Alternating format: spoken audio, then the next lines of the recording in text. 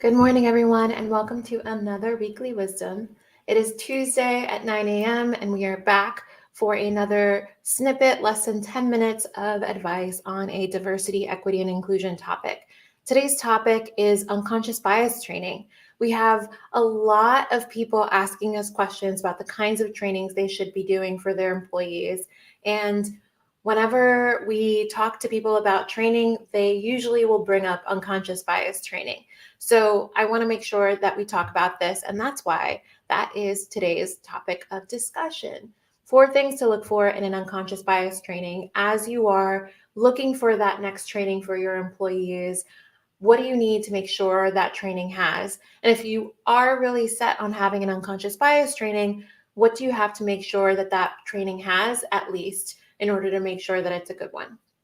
Okay, great. So one thing I have to say right off the bat before we dig into the 4 things to look for in an unconscious bias training is that many times when we are having these conversations with potential clients or with anyone who needs advice on this topic, we find that unconscious bias might be the first place people's heads go when they think about diversity, equity, and inclusion. It's no wonder.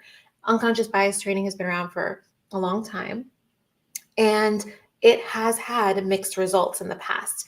And that's because of the different things that we're going to talk about. These 4 things that you need to make sure that your unconscious bias training has. Not all unconscious bias trainings have that.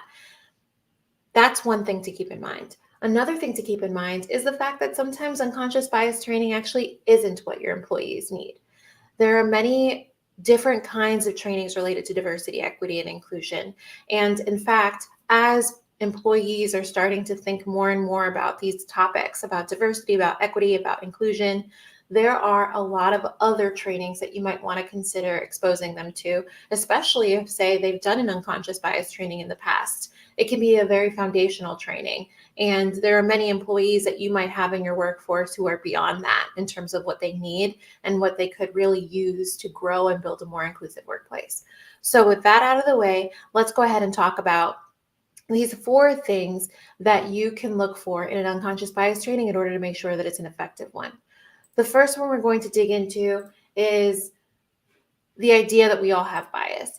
So you'll want to make sure that your unconscious bias training lets people know that as human beings, we all have bias and the propensity to operate off of our biases.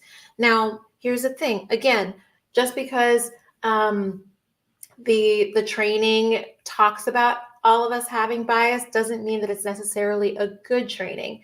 In fact, some of the research that came forward early on as people were thinking about getting unconscious bias training, or as people were looking back on how effective their unconscious bias training was, some of that research indicated that people were actually using this, we all have bias, as a means to completely absolve themselves from needing to address bias or needing to talk about it. It's like, oh, if we all have it, then it must not be that big of a deal.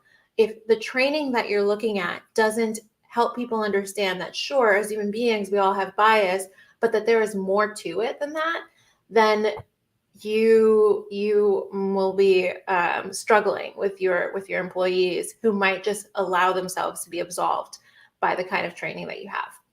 Hopefully that makes sense. We all have bias. However, this next step is crucial. You'll want to make sure, number 2, that the unconscious bias trainings that you're looking for emphasize the harm and impact of the instances of bias that may come forward in the workplace. So what we know is that doesn't matter what people's intention was, the fact that it's unconscious means that likely a lot of these instances are unintentional. However, there is an impact, there is harm that these biases can cause, and the training needs to emphasize that. So you'll want to ask, how does that training that you're offering me emphasize the harm and impact? And so kind of going back to number 1 very quickly, remember, number 1 allows us to recognize that we all have these biases. Sometimes this can be a good way to disarm people who might be like, oh, I don't want to take these trainings. This doesn't pertain to me. It's like, well, if we all have it, it does pertain to you.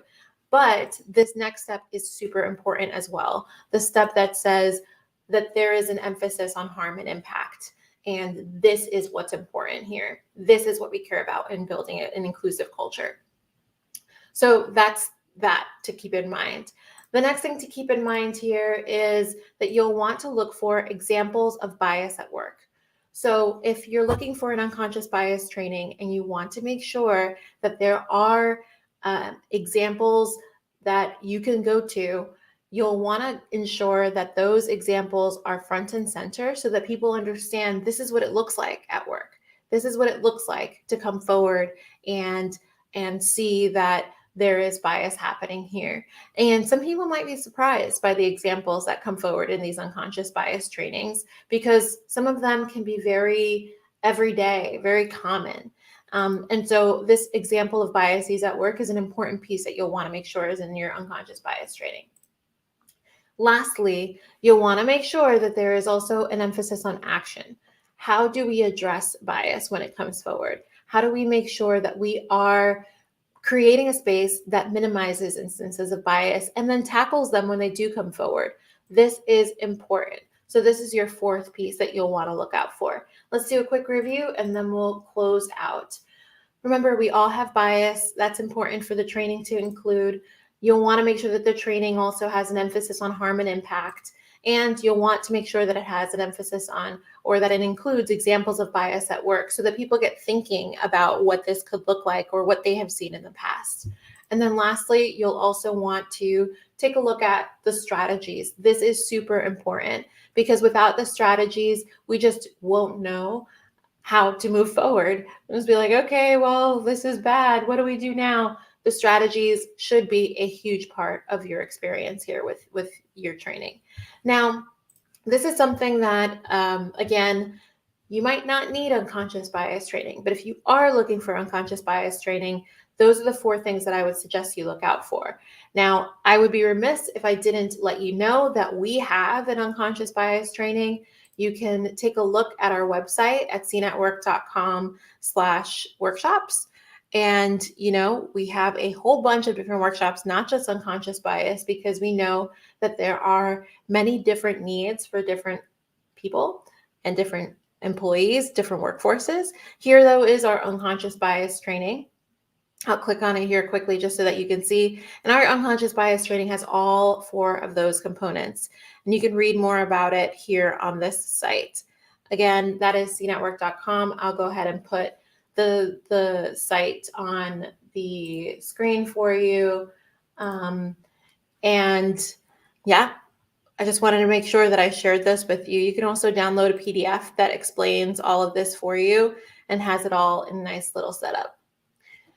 Again, you'll want to make sure that you are not taking this lightly. Not every training is created equally, and some of these trainings can actually create a sense of apathy around this topic. And you also might be meeting your employees and your workforce at too early of a time or too late of a time. So meaning you might be picking a training that is not quite right for your employees.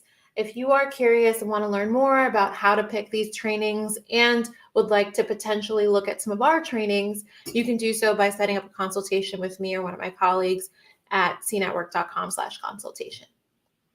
All right.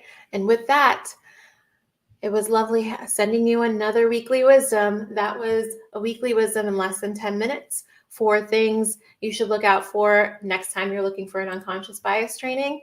And I will see you later. Bye. Next Tuesday.